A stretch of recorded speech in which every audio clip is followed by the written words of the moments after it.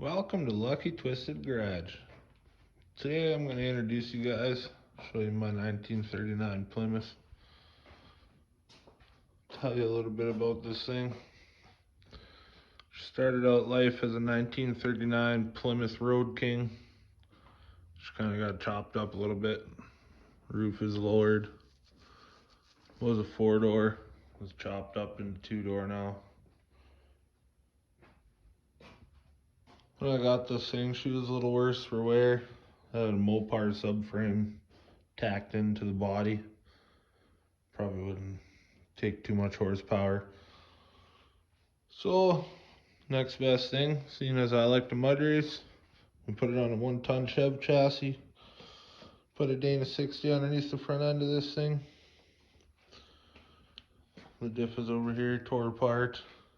It's time for a rebuild. This diff's been racing for almost 10 years. Just getting a fresh rebuild and all new bearings and a 513 gear with a locker. Engine in this thing right now, it's nothing special. 350, bored 30 over, flat top pistons. Closed chamber heads, ported out a little bit.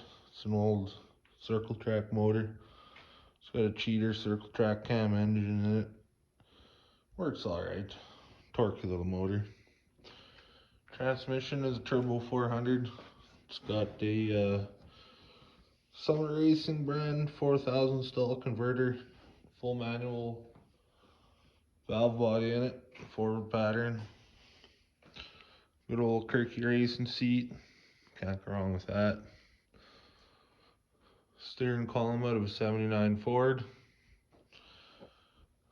Oil pressure gauge. I think that's the only one that works there. The most important one. Our shifter here, that's out of a Sunfire. Works mint. Gas pedal out of a square body, chopped up a little bit. Brake pedal, also out of a square body. This thing's pretty basic, pretty light. It's a roll cage there. Nothing too fancy. It's gonna get a little bit more here before we get the new engine put in there this next summer. Big plans for this thing. We're gonna cut up the frame. We're gonna get rid of this square body frame. We're gonna tube chassis it front and back. It's gonna get 4-linked. It's another reason why that diff is out right now. Start cutting things up. Get link mounts welded onto it. Same with the rear one. We'll have to pull that out. Change the gears. It's already got a Detroit locker in it. Hopefully we'll be able to continue using that. I'll tell you a little bit about this 350 here. She's got a bit of a backstory. This came out of a guy's Corvette. Had a dead miss on one cylinder. They changed the spark plug, changed the wire, changed the distributor. Couldn't get it fixed, so they took the engine out, put a new one in there, got rid of this one. My dad got it. He got it pretty cheap. Gave it to me. I took this thing down, ripped it apart, ended up eating a cam lobe. There was metal all throughout the engine. The lifter was kind of stuck in the bore, so took that out, cleaned the lifter up, cleaned her all up. Never put new bearings in it, just cleaned the bearings up. Cleaned literally metal chunks out of the engine bearings. I didn't have time or money to wait for new ones. Slapped this thing all back together on a stump. Had it in the truck and won races with it that weekend. So I figured that was just a cool little backstory to this little engine here. So the engine that we're gonna build to put into this Plymouth, it's a Gen 4 6-liter iron block. It's gonna get bored out 30 over with a stroker crank. It's gonna make 408 cubic inches. We're gonna be running these Chinese brand LS3 heads. These heads are, I don't know, we'll see. It's kind of hard to find parts for them. Got a pretty good deal for them. Paid about half the price what you would for a good set of brand heads. These ones are fully ported already. We'll see. The guy that had them on a flow bench. I got some valves in there.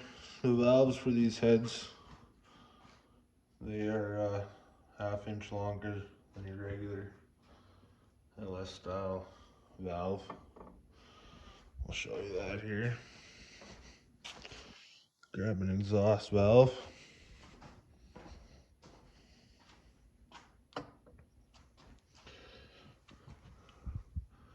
So there's your stock LS valve.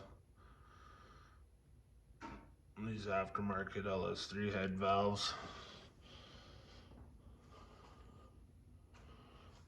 You can still use a stock style valve spring. The valve spring height is the same.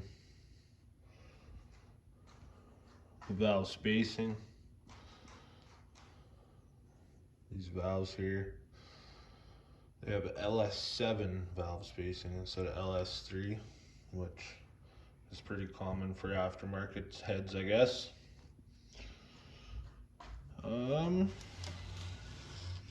cc'd these combustion chambers, come out to 64 cc. So that should make pretty good compression with my 408. We're gonna shoot to be around 11-to-1 compression. Be running race fuel. The ports look pretty good.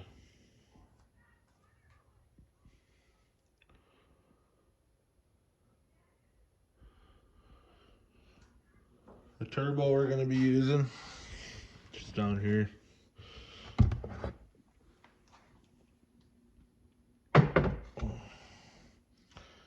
It's a GT 7875. It's a little bit small, I know, but my thinking, I want this thing to get out of the hole. I don't want a bunch of turbo lag, so I'm gonna keep the turbo small for now. Keep it quick. Try it out. Hopefully this combination, I'll be upwards of 1,000 horse. If I may hit 1,000 horse, I'll be more than happy with it. This Plymouth doesn't weigh very much.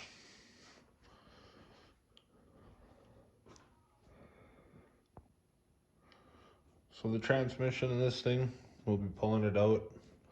It's gonna be getting some upgrades, some clutch upgrades. It's gonna get a drum upgrade, billet output shaft, trans brake, all that good stuff.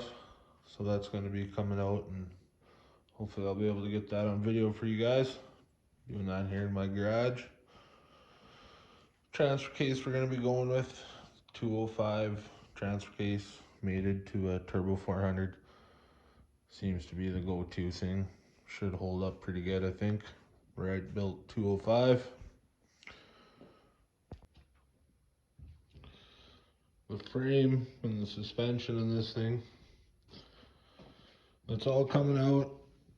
We're cutting all this stock channels frame out of here. It's all coming out of here. Every bit of her. Stock style suspensions going back to my square body. I'm gonna put that lift in my truck.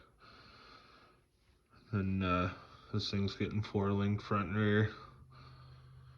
We're putting trusses on our diffs. 4-link rear. Same with the front. Gonna be trying to run, probably gonna run some something like some Scott shocks, 16-inch coils. We'll have to be cutting some holes in our fenders, clear our shocks coming out through the hood. But yeah, it's just an update, plans for this thing, a little bit of an introduction into what we're doing here.